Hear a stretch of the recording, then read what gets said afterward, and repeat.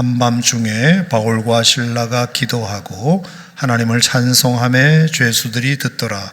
이에 갑자기 큰 지진이 나서 옥터가 움직이고 문이 다 곧 열리며 모든 사람의 매인 것이 다 벗어진지라.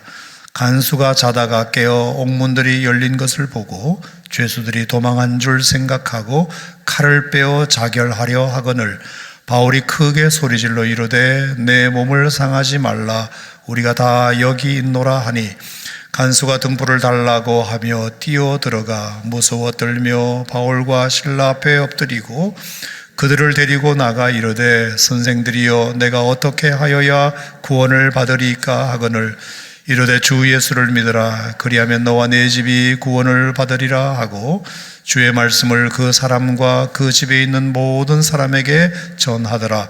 그 밤 그 시각에 간수가 그들을 데려다가 그 맞은 자리를 씻어주고 자기와 그 온 가족이 다 침례를 받은 후 그들을 데리고 자기 집에 올라가서 음식을 차려주고 그와 온 집안이 하나님을 믿음으로 크게 기뻐하니라. 아멘. 자, 이전 본문을 통해서 제가 선한 일에도 고통은 따른다, 이런 제목으로 지난주에 말씀을 드렸던 것 같습니다. 선한 일에도 고통은 따릅니다. 하지만 오늘 제목은 이렇게 바꾸겠습니다. 고통 중에도 선한 일은 따른다. 따라합시다. 고통 중에도 선한 일은 따른다. 아멘입니까? 여러분은 어떻게 생각하세요? 우리가 말할 수 없는, 감당할 수 없는 고통이 우리에게 찾아올 때 그 고통에만 함몰되어서 희망이란 잃어버리고 절망만 하고 있는 건 아닌가? 감사는 잃어버리고 불평만 하는 건 아닌가? 기쁨은 잃어버리고 슬픔만 하는 건 아닌가? 의미는 잃어버리고 무의미하다고 버려버리려고만 하는 건 아닌가? 여러분, 특히 하나님을 믿는 사람들이 과연 그래도 될까요?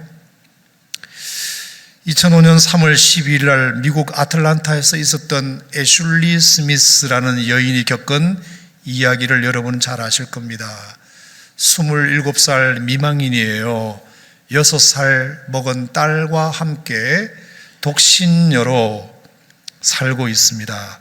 3년 전에 남편이 이상한 일에 휘말려가지고 총기 사고로 죽어버리고 6살 딸만 남긴 채 살고 있는 27살 미망인 애슐리 스미스입니다. 그래서 그 딸을 친정에 맡기고 밤늦게까지 음식 종업원 일을 열심히 하다가 새벽 1시쯤에 귀가하려고 자기 아파트 주차장에 도착했는데 차에서 내리자마자 웬 험상궂은 남자가 달려들어가지고 자기를 납치하여 집으로 끌고 들어가게 됩니다. 얼마나 그 싱글맘이 무서웠겠습니까?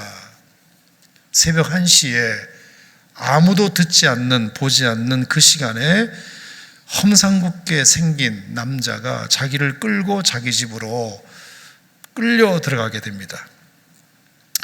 안 그래도 3년 전에 남편이 그렇게 죽어버린 다음에 마음을 잡지 못하고 마약에 의지하여 살다가 겨우 정신 차리고 이제 딸 친정에 맡겨놓고 내가 좀 돈 벌고 안정되면 딸을 데리고 와야지 라는 마음으로 정말 밤늦게까지 식당 종업으로 일하면서 고생하고 있는 그 여인에게 감당할 수 없는 고통이 찾아왔습니다. 그날 밤.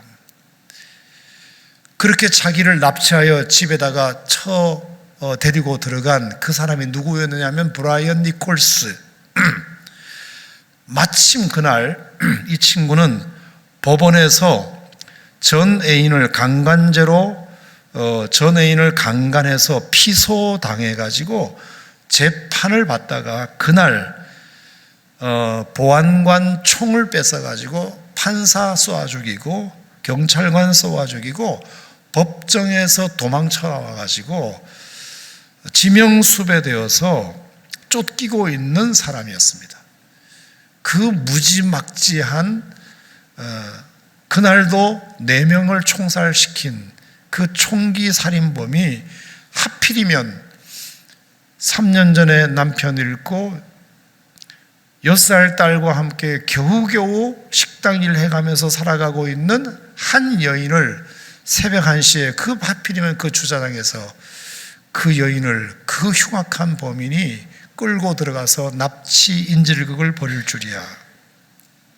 그래서 7시간인가 8시간인가 자기 집에 욕조에 처박혀 가지고는 감금당하고 테이프로 온몸을 다 묶인 상태로 두려움과 공포의 밤을 보내게 됩니다. 고통이죠. 너무나 큰 고통이죠. 근데 놀라운 일이 그날 밤 일어납니다. 이상하게 하나님께서 그 애슐리 스미스의 마음을 지극한 평안으로 인도하셔서 도망도 안 치고 오히려 자기를 감금한 그 남자가 배가 고프다고 하니까 나를 풀어주면 내가 음식을 좀 해주겠다 하면서 음식도 대접하고 음식을 먹는 동안 들고 있는 권총이 옆에 있음에도 불구하고 그것을 뺏지도 않고 그러면서 그와 대화를 나누기까지 하는데 나눈 대화는 2가지입니다. 제발 나를 좀 풀어달라. 내가 6살 난 딸이 있는데 친정에 맡겨져 있는데 내가 만약에 오늘 밤 죽는다면 그 아이는 평생 부모 없이 자랄 것 아니냐. 제발 내가 딸과 내 딸이 부모 없이 자라지 않도록 아빠도 내 남편도 3년 전에 죽었는데 나까지 당신의 총에 맞아 죽으면 내 딸은 부모 없이 자라는 아이가 되니까 그 슬픔만은 물려주지 않도록 해달라. 그게 첫 번째 부탁. 2번째는 당신이 오늘 나를 만난 것도 하나님의 목적 가운데 있을 거다. 그러면서 릭 워렌 목사님의 목적이 이끄는 삶을 자신이 읽고 있는데 그 책의 일부를 그 범인 브라이언 니콜스에게 읽어주는 여유를 갖게 되고 결국에 이 친구가 그것에 감동되어 가지고 결국 아침에 인질극 벌인 지 7시간 만에 본인이 백기투항을 하면서 모든 사건이 일단락됨으로 인하여 이 여인이 미국에서 영웅이 되는 그런 놀라운 일이 있었습니다. 여러분, 선한 일에도 고통은 따를 수 있지만 고통 중에도 선한 일은 따를 수 있습니다. 할렐루야. 우리가 정말 하나님을 사랑하는 자, 곧 그 뜻대로 부르심을 입은 자라면 합력하여 하나님이 모든 것을 선으로 만들어 주실 것이다. 아마 오늘의 간증한 주인공들의 내용도 그렇게 정리할 수 있지 않겠는가 생각합니다. 자, 오늘 바울과 실라도 동일합니다. 고통의 순간이 찾아왔습니다. 그가 가고 싶어 간 빌립보도 땅도 아닙니다. 근데 하나님이 성령님이 보내서 유럽으로 빌립보로 건너간 바울과 실라였습니다. 못된 짓을 한 것도 아닙니다. 그날 안식일날 기도하는 처소를 찾아가다가 점치는 여종을 만나서 너무 그 여종이 불쌍해서 귀신을 떠나가게 하고 고쳐준 선한 일밖에 없습니다. 그런데 그 여종의 주인들이 그것을 문제 삼습니다. 고통이었습니다. 이방 풍속을 전했다는 둥, 그 성을 요란하게 했다는 둥, 말도 안 되는 죄를 뒤집어 씌워서 관리들에게 고발하게 됩니다. 그 관리들은 조사해보지도 않고 무조건 그 주인들의 말만 믿고 바울과 실라를 잡아다가 옷을 벗기고 매로 치고 옥에 가두고 착고에 채우는 고통을 주게 됩니다. 옷 벗김을 당했다. 얼마나 수치스럽습니까? 매로 매우 쳤다. 얼마나 아팠겠습니까? 옥에 가두었다. 얼마나 답답했겠습니까? 착고에 채워졌다. 얼마나 억울했겠습니까? 하나도 힘든데 4가지 고통이나 당했으니 얼마나 고통스러웠겠습니까? 게다가 말씀드린 대로 바울과 실라는 빌립보 땅에 오고 싶어 온 것도 아닙니다. 그는 에베소를 복음 전하기를 원했습니다. 비두니아 땅 가기를 원했습니다. 그런데 드로아에 있다가 그냥 마게도냐 환상을 통해서 순종하는 마음으로 배 타고 건너온 것밖에 없습니다. 그러면 하나님께서 승승장구하게 하실 줄 알았습니다. 길을 탄탄대로를 열어두실 줄 알았습니다. 그런데 하나님은 웬일로 오고 싶어 온 것도 아니고 성령의 감동 따라 순종하며 왔을 뿐인데 고통만 그들에게 안겨진 것입니다. 뿐만 아니라 바울과 실라만 감옥에 갇힙니다. 자, 빌립보 땅으로 건너온 사람은 2명이 아니라 4명입니다. 바울과 실라도 있었고요, 디모데와 누가도 있었습니다. 그런데 디모데와 누가가 감옥에 갇혔다는 기록은 없습니다. 바울과 실라만 갇혔습니다. 알고 보니까 유대인이라는 이유 하나만으로. 그러니까 디모데는 엄마는 유대인이지만 아버지가 이방인이었는데 이방인 취급을 해줬습니다. 원래 누가는 이방인이기 때문에 이방인은 놔두고 유대인이라는 이유 하나만으로 바울과 실라만 감옥에 갇히게 되었습니다. 얼마나 큰 고통이었는지 모릅니다. 이러다가 죽을 수도 있는 두려움에 사로잡혔을 것입니다. 그런데 하나님께서 그 고통 중에도 선한 일이 일어나게 하셨습니다. 할렐루야. 오늘 본문에 읽으셨지만 옥터가 갑자기 움직이면서 문이 열립니다. 착고가 풀어집니다. 간수가 깜짝 놀래가지고 자결하려 하자, 우리는 자결하지 않고 여기 있다 그랬더니 놀래가지고 구원을 요청합니다. 그래서 그들에게 주 예수를 믿으라, 그리하면 너와 내 집이 구원을 얻으리라 복음을 전할 수 있는 기회를 삼게 됩니다. 거기는 다른 죄수들까지 그 복음 전함을 듣게 됩니다.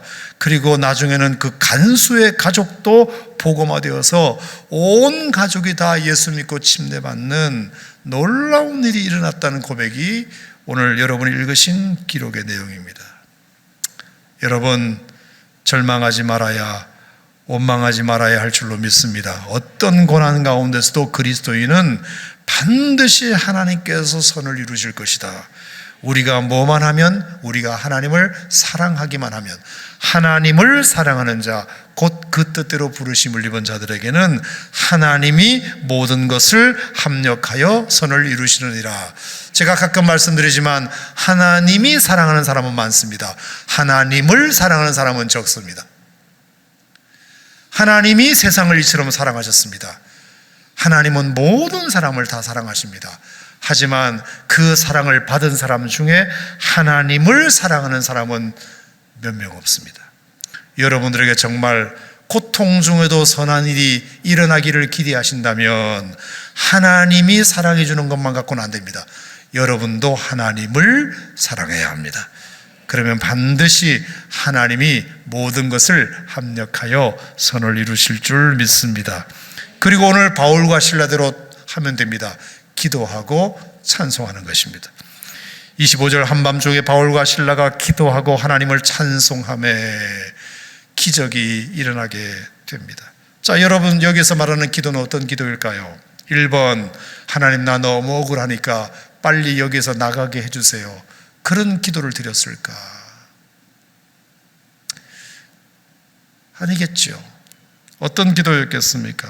하나님, 여기까지 써주신 것도, 지금까지 베풀어 주신 은혜도 만으로도 감사합니다. 자, 25절 말씀에 분명히 죄수들이 들었다 그랬습니다. 죄수들이 듣더라. 굉장히 중요한 단어입니다. 그들이 기도하는 소리를 죄수들이 들었다, 이것입니다. 나중에 그 죄수들도 다 구원의 반열에 들어가게 됩니다. 자, 그러면 그 죄수들이 바울과 실라의 기도에도 감동을 받았으리라는 생각을 갖습니다. 자, 그러면 하나님 나 억울해요. 왜 나를 이렇게 고통스럽게 하시나요?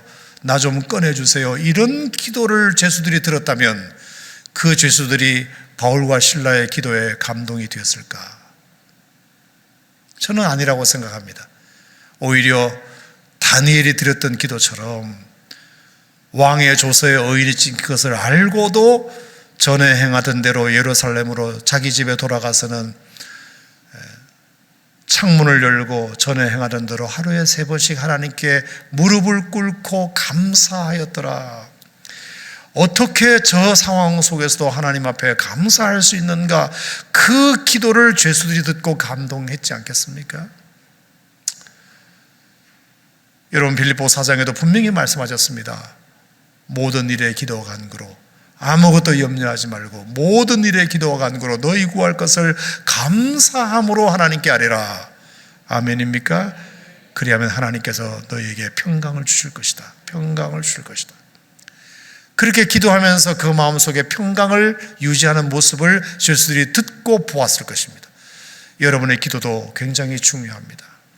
여러분의 기도를 하나님도 듣지만 여러분 주변 사람들도 듣습니다. 어떤 기도를 드리느냐, 저 가운데서도 하나님께 감사하고 하나님의 뜻을 묻는 기도를 드릴 때 하나님도 듣지만 주변 사람들도 들으면서 그 기도에 감동을 받습니다.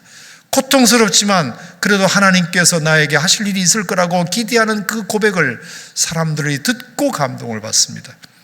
여러분의 말 한마디 고백도 하나님 앞에 그렇게 드릴 수 있기를 축복합니다.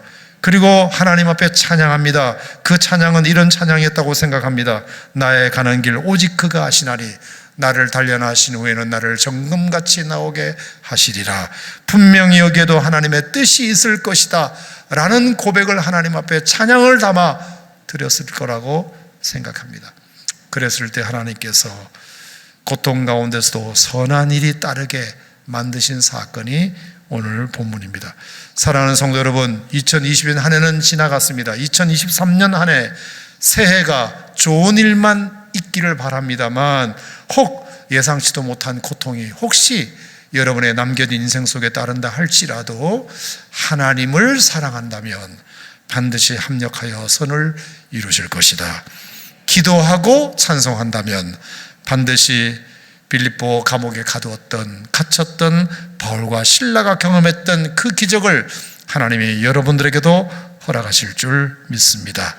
이 고백이 여러분의 고백이 되시기 바라고 이 기적이 여러분의 기적이 되시기를 축복합니다.